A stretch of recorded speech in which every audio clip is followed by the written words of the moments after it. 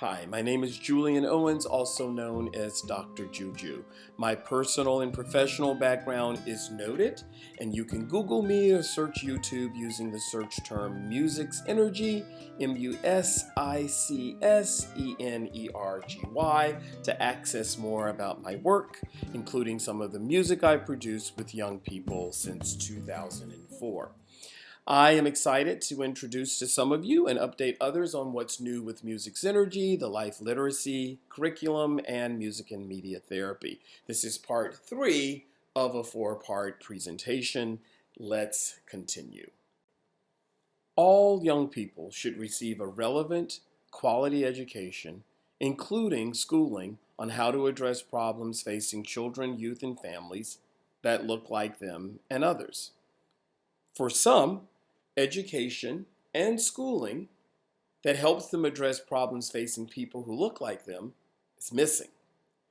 This may go a long way toward engaging young people who have historically and traditionally been marginalized by systems of oppression.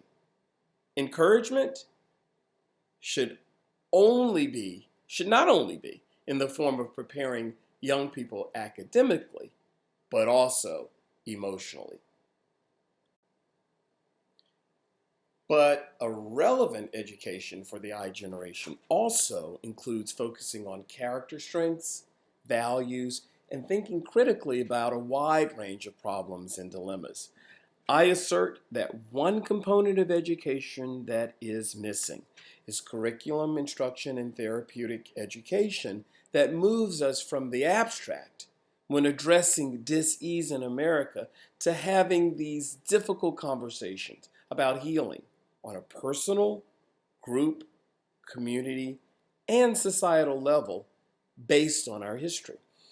Why is optimism, also known as hope, an important character trait to have when it comes to health, education, and healing? Are there any shared values on which we can agree and be optimistic? What about agreeing that every life has value?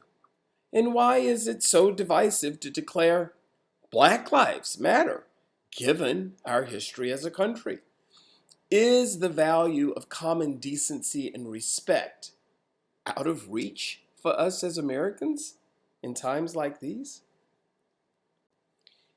Here are a list I compiled of potential targeted executive functions. We focus on most of these either through our relying on the Bloom's taxonomy for remembering or by emphasizing cognitive flexibility and cognitive control via the HBCU lens. It's time we connect the dots to popular youth music and media. And I'm not talking about the Disney version. I'm talking about the music kids are listening to today. Our focus is on how to make creative use of their music and media and ours. But this will be a purposeful and constructive conversation as we explore the powerful potential for music and media to be used as content and context for therapeutic education.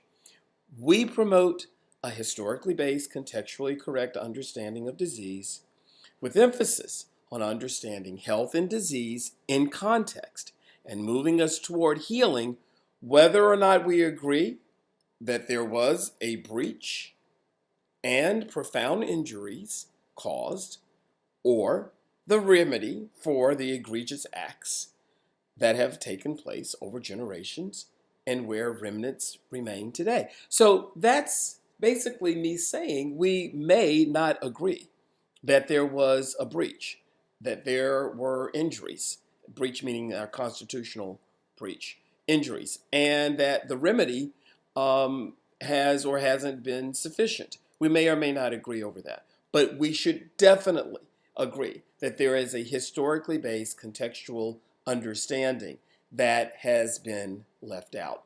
We believe it's critical to embrace hope, especially when co-creating music for the heart the mind, and the soul.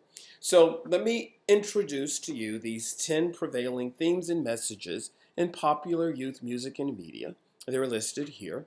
And these were noted from a content analysis of award-winning music and popular music over the last 50 years. So ATOD stands for alcohol, tobacco, and other drugs. CSS stands for casual and suggestive sex. CA stands for, quotes, criminal activity. DDB stands for, quote, dark and deviant behavior. ECM stands for excessive consumerism and materialism. FL stands for foul language. IC/C stands for inter and intra personal conflict. VABT stands for violence, aggressive behavior, and trauma. NAR stands for narcissism. And SGGG stands for social groups, gatherings, and gangs. And as you can see, these have been divided into two categories: health-related and behavioral-related. So as we reflect on those 10 prevailing themes, I'd like to ask a question. Are there historical roots to violence, aggressive behavior, and trauma in the United States? If so, how far back should we go to access the answer to that question? Well, I suggest we start with the United States and its founding. I believe this may yield this historically based, contextually correct understanding of health and disease, especially when it comes to Black people in the United States and their former slave owners. Historically, for example, Black lives were trivialized. From the time enslaved Africans arrived in the United States up to now, where Americans are routinely exposed to an unhealthy diet consisting of repeated images on social media where Black lives are extinguished by Black people and by the police. Sadly, the murderer has immunity when performing in his or her official duty as an officer of the government. Consequently, law enforcers are most often fully exonerated. This is particularly troubling given that Black men historically were stripped of respectability and dignity through humiliation, ridicule, physical and emotional abuse, with no place to express their emotions. Is it possible that this death for respect that we know on the streets, by any means necessary, is real for some people? Is it possible that some people may have become hypersensitive to any emotional trigger that reminds them of their condition of feeling disrespected by anyone? Well, to fix a problem, we must first understand its roots. Exploring antisocial mores and values, as well as societal and legal injustices, helps us connect the dots between this deadly code of honor of yesteryear and this nihilistic code of respect defiantly portrayed today. Addressing the shame related to our history as Americans helps build on the legacy of resilience and survival. At the end of the day, our plights are shared as we help this nation live up to the American creed. Let's check out this snippet of an original song entitled Stand Up, co-written and performed by African American males making a statement. Tired of being pushed around, now down to the ground. And why do you bully me? Just wanna live my life in peace. This thing ain't healthy, this thing ain't cool. This pain is killing me. Please stop so I can stand up to reach my destiny. I can stand up to pursue a dream. I can stand up so I can see self-esteem to all of those things that bring me happiness. Stand up to touch the sky, stand up to become the best I. Stand up. Ooh, so I can fly. Don't block my shine, don't push my pride. Please move aside, I can't. No more run and hide, no more thoughts of suicide. I'm too strong. These next slides focus on interpersonal conflict and intrapersonal conflict. So, could shame, low self-esteem, and distorted images of self play a role in interpersonal conflict and intrapersonal conflict? Generationally, let's keep in mind what we know about the social constructions of personhood. So, how might individual or group identity, low self-esteem, and distorted images of self affect identity formation of children marginalized by race or by gender and sexual orientation, or by any combination of two or more of these social constructions? And how might individual and group identity, low self-esteem or distorted image of self, affect one's values personally and within groups, or coping strategies? And what about the way people communicate? Check this out. Imagine being generationally forbidden to express the full spectrum of human emotions with any other human being. Think about it. Historically, enslaved Africans were taught to repress their emotions and even rewarded when they repressed human emotions like sadness, shame, or any emotion at all. A system that requires this kind of restraint surely leads to pent-up emotions and significantly increases the odds of emotional dysregulation. Cumulatively, this likely results in a tremendous physical and mental overload and predictably results in dis-ease in the mind, body, and spirit, likely to be passed on generationally. That's important. And when folks are forbidden to express the full spectrum of human emotions generationally, might there be exacerbated problems in schools due to the lack of other outlets that their parents or grandparents or anyone who raised them might have had? And might being taught to repress your emotions contribute to other problems that show up in schools or communities or wherever there are regular interactions with authority figures?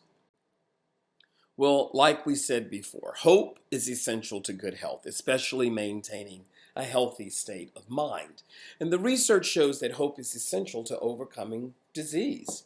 Imagine growing up and everyone who looks like you, including you, is taught to believe that the life you have now is all you can ever hope to achieve.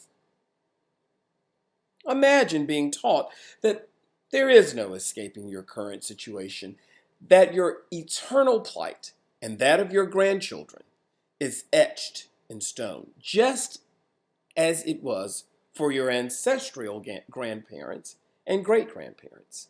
Imagine being taught a religion that justified your enslavement. And institutionalized slavery and systemic discrimination resulted in a profound lack of hope over generations. The generational impact is still felt today. So, overindulgence in things like food or just about anything associated with feeling good is entirely expected. Overindulgence. We all know that overindulgence in food and many other unhealthy habits are how people cope, albeit unhealthy. And historically, Black pain resulting in or from inter and intrapersonal conflicts was not even acknowledged for centuries. Instead, it was rationalized or ignored. Once the health of Black Americans was a topic, it was in the context of studying mental illness under the domain of psychiatric medicine, with no recording of the HBCU so desperately needed to unpack the origin of dis-ease. Today, we routinely see glorification of the unhealthy as we have commodified risky behavior in our ads and entertainment. Some of us are more vulnerable than others as consumers. And might this explain why certain ads, for example, cigarette and alcohol ads with Black people having a good time, resonate with the target market? Might it also explain why tobacco, alcohol ads, and healthy food deserts are so plentiful, or not plentiful, in poor neighborhoods? Is there any wonder why there might be generational ambivalence about the value of Black lives, even among Black people? Could this possibly be a reason why today we routinely see reckless engagement in risky behavior such as unsafe sex, unprovoked physical altercations, and substance misuse or abuse? And let's not forget that Black people were literally forced to live or die in a society where Black life was routinely discounted. Black lives were only valuable in the context of making money or serving the needs of slave masters. With this as their reality and their future, Black people were either taught or eventually learned not to be frightened by death. Consequently, Black people were left to rationalize doing whatever, no matter how self-destructive, because their lives didn't matter outside of servitude. Hey, this is not my opinion, folks. These are the facts. Let me introduce you to Mahlet Mogiz, who recorded her original spoken word performance, Try to Make the Best of It, at age 16, while in her last semester of the 11th grade. Listen to the heart of this young, beautiful soul as she expresses herself in the brown skin that she's in. In this cold place where I live, there's a warm breeze that passes by. It reminds me of hope and not knowing why. I try to make the best of it. I look out and I see the sun, but sometimes it's all gone while I'm having fun. What I've built up the wind, it leaves it undone. I try to make the best of it. To all those that are around me, I just tell them, it's what they're feeling inside that matters, not what surrounds them. After everything's come to pass, no use regretting. Big decisions I have to make have effects more lasting. So I say, try to make the best of it.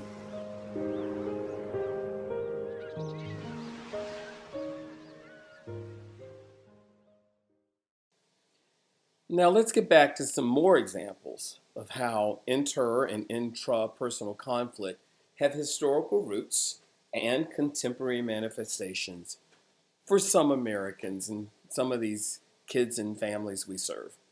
So, how might feeling shame or having low self-esteem or a distorted image of self contribute to raising a family? Remember we talked about families a while back. Could this image of self contribute to a distorted, broken, and fractured family structure? And let's keep in mind a few historical facts as we ponder this question. Okay, American slave owners had no regard for familial attachments. In fact, they made a conscious, willful decision to control slaves' minds through decimating any memory of an intact Black family. That is a fact that is omitted from the history we are taught in school. Black men and women were conditioned to accept physical and psychological abuse. Even today, many are conditioned to never expect anything different. Slave owners stripped Black people of their natural roles as parents and protectors. So, how have the education and judicial systems stood up after slavery further fractured the basic sense of safety inherent within a family.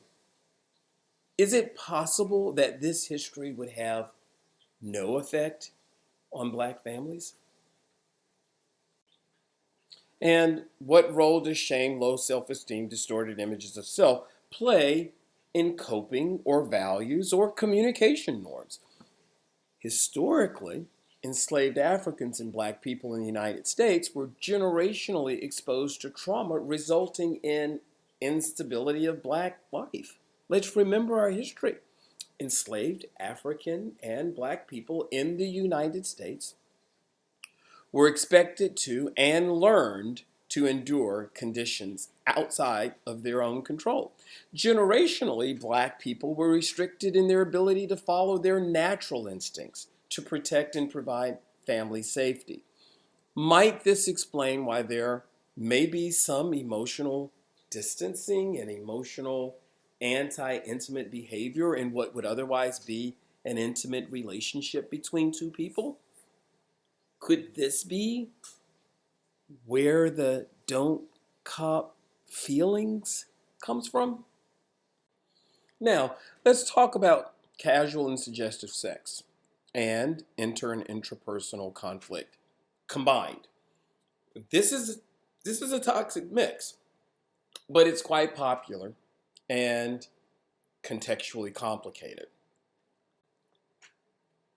What role does shame, low self-esteem, distorted images of self play with regard to gender roles, race, and toxic stereotypes associated with sexuality?